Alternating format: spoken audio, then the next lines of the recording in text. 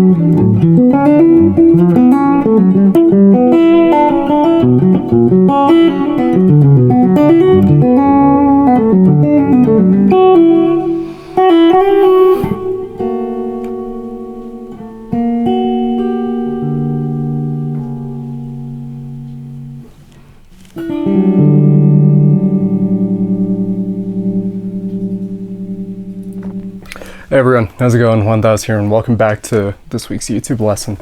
Sorry I was a little delayed. I've just been having trouble finding a little bit of a window to record with some noise in the neighborhood. But this week I wanted to talk about something that popped up in a live stream I did a few days ago with the people that tuned in, and also something that's actually come up with a lot of students, and that is the fundamentals.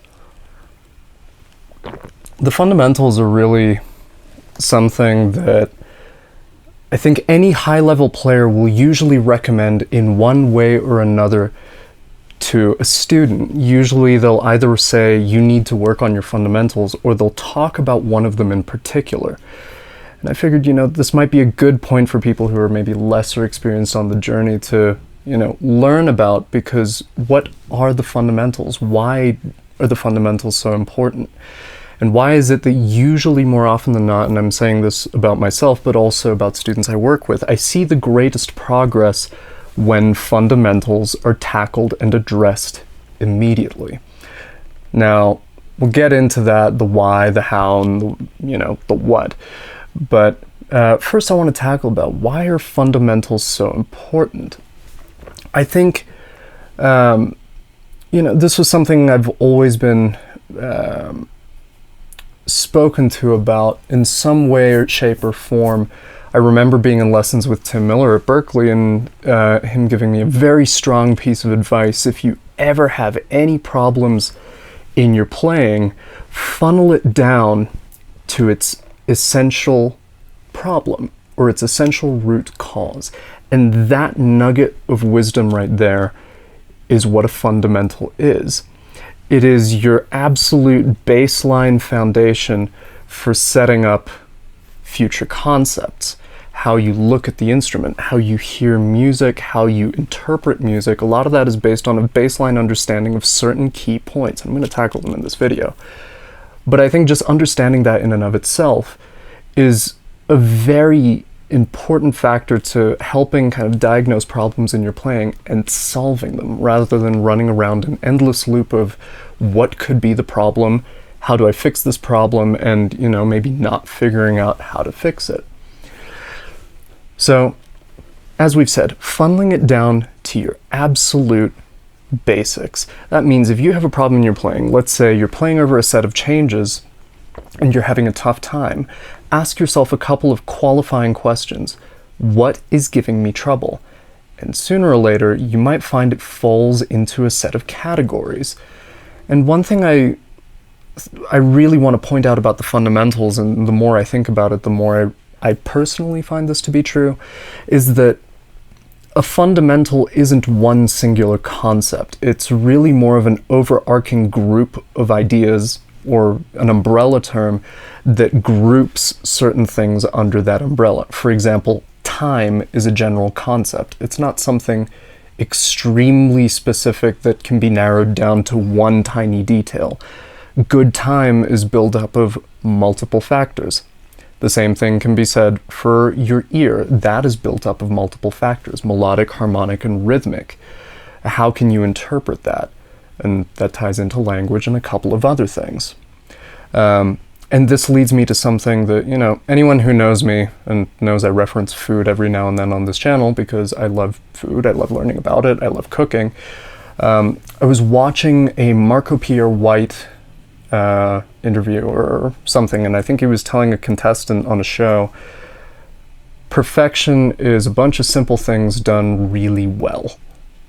So I'm going to repeat that. Perfection is a bunch of simple things done really well. Let's forget about the perfection bit. I think some people here might know my perspective on perfectionism, and I've done a whole video on that. I'm going to link it up here.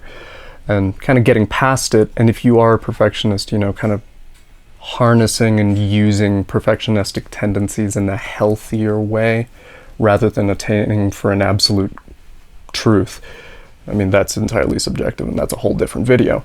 But getting into the topic, or the last part of that phrase, a bunch of simple things done really well. And that explains really why the fundamentals are so useful. Because you're working on core skills that are easily transferable. I know it's a norm, especially here on the YouTube world, and I do it here on the channel, where I talk about an overarching concept. How to play odd meters, how to play superimpositions, advanced improvisation, things like that. Or, you know, the Meshuggah video talking about the diminished scale for an entire video. But a lot of those videos are conditional. And what do I mean by conditional? They're conditional on your understanding of simple concepts first to really understand and utilize those concepts or ideas. And the other key point to mention is that these ideas are very minute. They're very microscopic. They might help you in some other regard, but, you know, odd meters are odd meters. They fit within this microcosm of odd meters. Superimposition fits in this advanced microcosm of advanced improvisation. If you're having trouble improvising and you jump straight to that, that's going to cause problems. Now, this actually leads me to my next point. Why do we skip the fundamentals? Always happens. Happens to everyone. I'm sure you've experienced it. I've experienced it. Your favorite musicians have experienced it. We always jump a fundamental, and I think there are a couple of reasons. Two very particular reasons that I think are very closely related to why we skip a fundamental. And as a disclaimer, I'm not attacking anybody. This is just kind of an observation I've made, also especially just critiquing myself. Why have I skipped this? Why have I just completely ignored something in the past, and only to realize I need to work on it later? Well, there is, you know, the point of we just want to get to the good stuff. We want to get to the stuff that's exciting, that's cool, that's hip, in air quotes. The stuff that, you know, makes us sound cool, you know?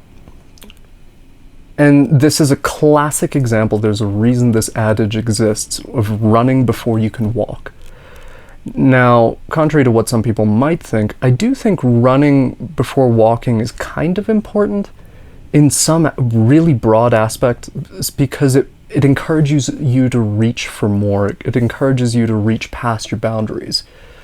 However, something very common happens is that we attain a very high level in some degree, and then we look back and we see that this road that we've paved for ourselves is completely covered in potholes. Completely. There's some gap here, there's some hole there, and we're left going, oh, I've got to go fill those back in. So I think that's the major reason. We just want to get to the good stuff. And this actually leads me to point number two, the second point. We think the fundamentals are easy. Simple and easy do not correlate. I think anyone who has studied with me has probably heard me mention that at least a couple of times. Simple does not mean easy. Simple means relatively, you know, not especially complex. It's not something that's hard to understand, but to put into practice is very difficult. We talk about quarter notes. Any jazz musician will talk about, how does your quarter note feel? Anyone can play 4 quarter notes, but do those quarter notes feel good? And that's something that is a fundamental that is very difficult to articulate. It's very difficult to pull off. So the fundamentals are essentially these simple things that we think are very easy, and we sometimes take them for granted. And in the process of taking them for granted, we kind of look at them and go, it can sometimes trigger an insecurity. It can sometimes trigger an insecurity of, I should be better at this, but I'm not very good at it, so I'm going to ignore it. And this is common in lesser experienced players, no matter where you are on the journey. Or even sometimes advanced players. You know, this is the same thing why some players won't tackle certain tunes. I've mentioned this before. There is a fear associated with that tune of, I know I'm not going to sound good, so I'm just going to avoid it. And in some cases, this means glossing over certain things. So that's kind of an in-depth explanation of what is a fundamental or just what is the general concept of a fundamental, and why do we avoid them? I think understanding those two things already sets you on a very good path to understanding what you can do or what you need to work on and how this can all improve your playing. But I am going to tackle a few of the topics that I consider the most important.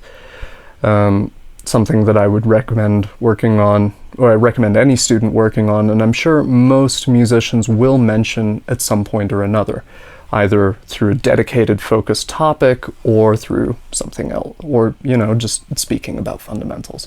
So the first of which is technique, and I don't mean technique in chops, I mean technique in the broad sense of the word. In the purest sense being, how do you know your instrument? Do you? And, you know, I can point to a time in my life where, you know, I went through the whole shred thing. I was a metal guitar player for a long time, and I could play scales, I could play arpeggios, but I couldn't connect them. I didn't know the notes on my fretboard. I really didn't know my arpeggios as well as I thought I did. I understood the concept, but I couldn't really pull it off fluidly on the instrument.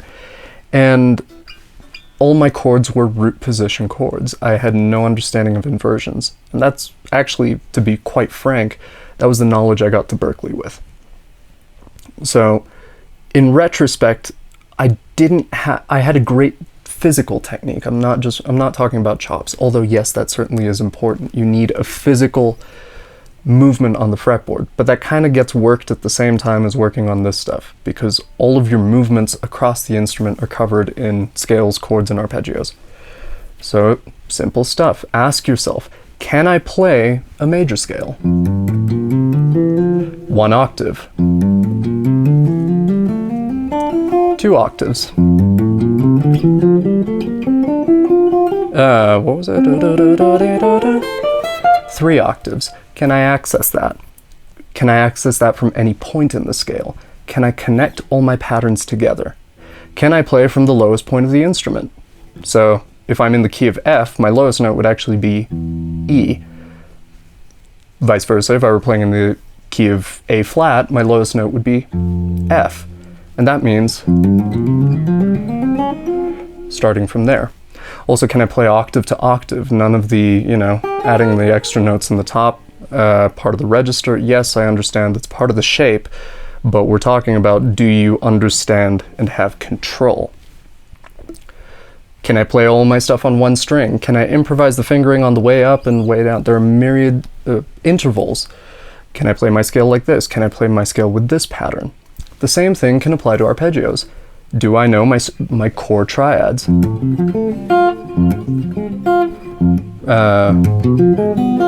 Right, and the same thing for augmented and ascending, descending. Can I do it from each inversion?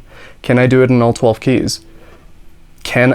Does it feel laggy? Can I sequence?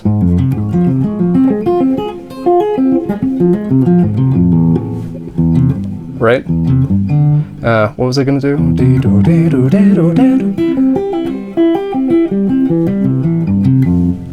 Can I do 1-5-1 or do little connections like this without thinking? Can I play approach notes? Can I play X, Y, and Z? The same applies for chords.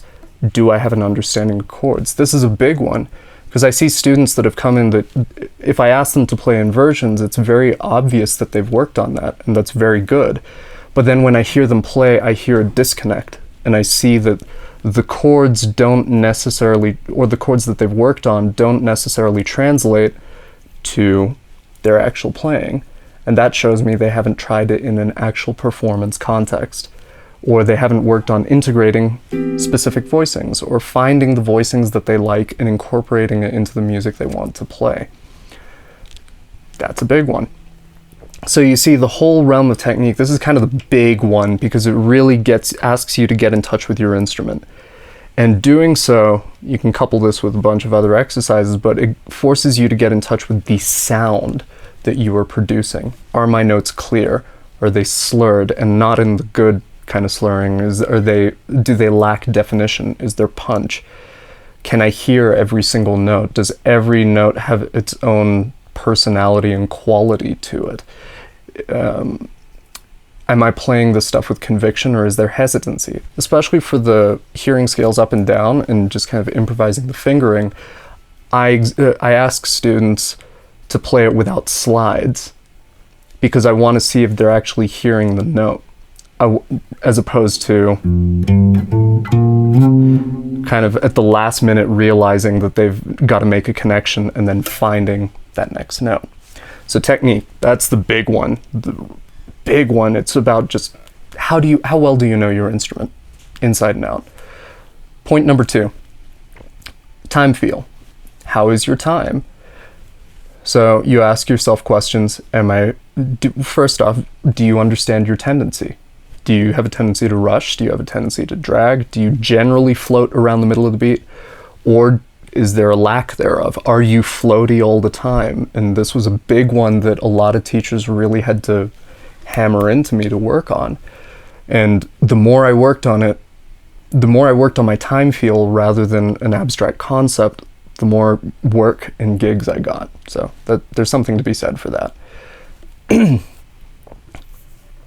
next point, based on time feel, how solid is it? Can I accompany myself? Can I play on my own to a metronome? Can I solo and maintain the form? Can I do the basics? Can I groove? Is there conviction? Listen to yourself on a recording and ask yourself, can I genuinely do these basic things? Just making sure my computer's not dying on the recording. With time feel, also ask yourself, how much independence do I have? Do I need a reference all the time, or do I not need a reference as much? And that'll influence your exercises. Maybe if you're used to the metronome on all 4 beats, cut it down to 2 and 4, or cut it down to just 1 beat of the measure. Or do some very slow BPM work and iron out, if you have a tendency to rush, that'll cause you to slow right down and really fine tune it. Get down to that. You can couple this with your scales and that'll be a good workout for multiple areas at once. Another big one, your ear. And I'd argue that's probably the biggest one outside of your technique. And that you can split up into melodic, harmonic, and rhythmic, as I mentioned earlier. Melodic, can I repeat phrases? Does it take me a long time to come up or to mimic phrases? Can I hear a phrase and translate it directly to the instrument? That's a big one. For example, when I got to Berklee, I had a pretty well-developed ear, but that ear-instrument relationship was not quite there yet. So that was a fundamental that had to be worked on, and that's an important one. If I hear chord changes, like let's say,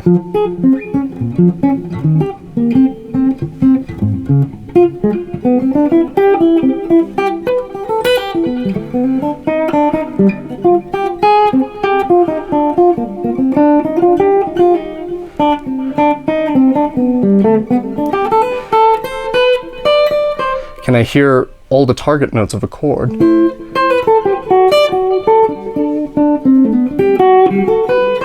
And just to give an insight into where my mind is going, I'm hearing the chords in the background. Can I hear the movement of harmony? Ask yourself these fundamental questions. And if not, then you have a clue as to what you need to work on and what exercises you can probably come up with or find. I have a bunch here on the channel that can help you fine-tune a certain skill. I would say those are the big 3. Those are the big ones that you really have to kind of think about, and they will cover most of your bases. There are a couple of other ones that pop up, and I will discuss those on the Patreon, but those are fundamentals I would consider for maybe someone who's already currently working on the core understanding of what it means to be a musician. There are other things, but they are still very conditional, and they do kind of operate on the understanding that you have a lot of this stuff at least somewhere. Not together, because I think we're all constantly working on this in one way or another. But where are you? You have to be working on it to some degree to access some of the other stuff. But as a general thing, some of the other stuff might be repertoire. Do you know tunes? Do you have an understanding of the music you're playing? You know, if you're a jazz musician, or you want to be a jazz musician, but you're not really listening to jazz music or have very little reference in your head for it, that is a big thing that has to be taken care of for you to be able to play that style convincingly. The same could be said for any other style you want to dive into. Motown, R&B, flamenco, cultural traditions, that's a big one. You have to really immerse yourself in that and have access to it. Language, that's a big one. You know, I mean, we can tackle improvisation as a general group, but I wouldn't really consider that a fundamental. Not yet. But eventually they're like, okay, can you play 2/5s? Can you outline 2/5s? Do you have strong 5/1 resolutions, or are you still kind of guessing? Or are you still kind of just hearing your way through? And I'm going to be very, very blunt. There will be certain musical situations that you will encounter that you might not be able to hear your way through. And I found that out the hard way, especially on Coltrane tunes, shorter tunes, my own music, because I'd write something and then realize I couldn't actually hear it.